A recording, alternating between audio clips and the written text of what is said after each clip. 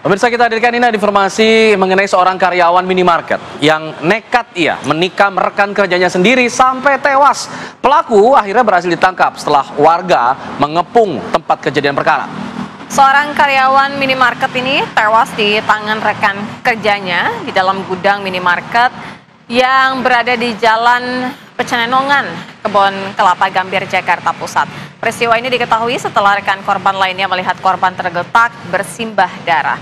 Sementara pelaku berdiri di dekat korban dengan tangan yang masih menggenggam pisau.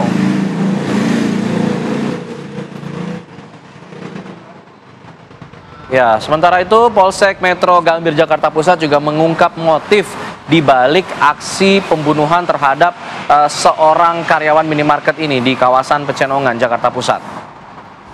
Pelaku ini berinisial SZ nekat membunuh rekan kerjanya sendiri lantaran sakit hati atas ucapan korban yang kerap melontarkan kalimat bercandaan tak senonoh terhadap pelaku. Padahal masalahnya ini juga bukan masalah yang berat ya, bisa diselesaikan dengan komunikasi baik-baik. Ya. Langsung saja pemirsa, kami ajak Anda bergabung bersama dengan Kapolsek Gambir, Jakarta Pusat, Kompol Jamilinus Nababan. Selamat pagi Pak Kapolsek. Selamat pagi Mbak Sera, selamat pagi Mas Al. Iya. Ya, selamat pagi. Pak Kapolsek, ini sebenarnya motifnya ini karena sakit hati. Apakah memang korban ini kerap melontarkan candaan yang kerap menyakitkan atau baru satu kali itu menurut pengakuan dari pelaku? Jadi hasil pemeriksaan kami dapat kami jelaskan bahwa si korban kerap melontarkan candaan-candaan yang menurut pelaku tidak mengenakan karena hal-hal yang tidak senonoh yang disampaikan oleh korban, dan ini berlangsung bukan baru sekali. Jadi menurut pelaku, dia sudah mencapai puncak emosinya pada hari kejadian. Demikian Mbak Sera. Pelaku melakukan penikaman menggunakan pisau dari mana, Pak? Sudah disiapkan sebelumnya? Jadi dapat kami jelaskan, alat ataupun pisau yang digunakan oleh pelaku ini adalah alat yang memang disiapkan oleh minimarket tersebut untuk memotong buah ataupun memotong peralatan-peralatan lain yang mungkin harus menggunakan pisau. Demikian.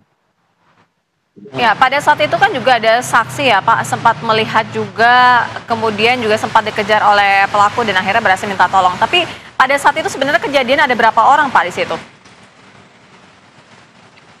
Jadi hasil pemeriksaan kita dan hasil dari CCTV di TKP itu ada, saat kejadian itu ada 3 orang, yaitu satu pelaku, satunya korban, dan satu lagi adalah saksi ataupun karyawan yang sedang bekerja pada saat itu di minimarket di Pecenongan tersebut.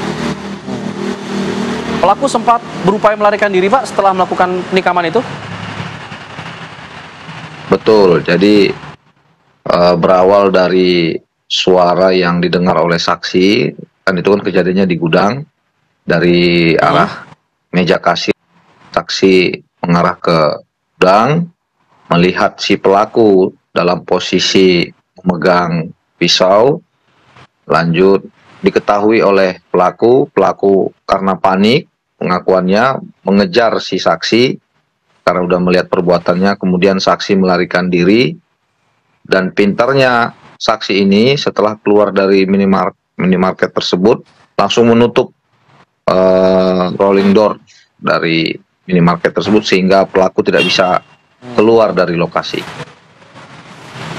Pak Kapolsek, kalau dari rekam jejak pelaku ini sebenarnya seperti apa sosoknya? Apa juga kerap melakukan tindakan-tindakan emosional seperti ini hingga berujung terhadap penikaman temannya sendiri? Hasil pemeriksaan kita, dia terkesan orang yang cukup pendiam, kemudian sering menjadi sasaran candaan dari rekan-rekannya. Dapat kami tambahkan pula bahwa pelaku dan korban ini sempat bekerja di satu tempat, yaitu di tempat tersebut, di minimarket TKP itu, hampir kurang lebih 3 bulan. Kemudian pada tanggal 1 bulan September ini si pelaku dipindahkan ke lokasi yang berbeda, yaitu di daerah Jakarta Utara. Untuk konstruksi kasus ini akan dikenakan pasal apa, Pak? Pembunuhan berencana atau pembunuhan saja? Ya, dari hasil pemeriksaan kami, baik saksi, kemudian pemeriksaan CCTV dan pengakuan dari pelaku, kita mempersangkakan pasal 340 junto 338 ya, karena ada unsur mempersiapkan dari si pelaku untuk melakukan aksinya. Baik, terima kasih Kapolsek Gambir, Kompol Jamilinus Nababan sudah memberikan informasinya kepada kami di program Apa Kabar Indonesia Pagi. Selamat menjalankan aktivitas kembali, Pak.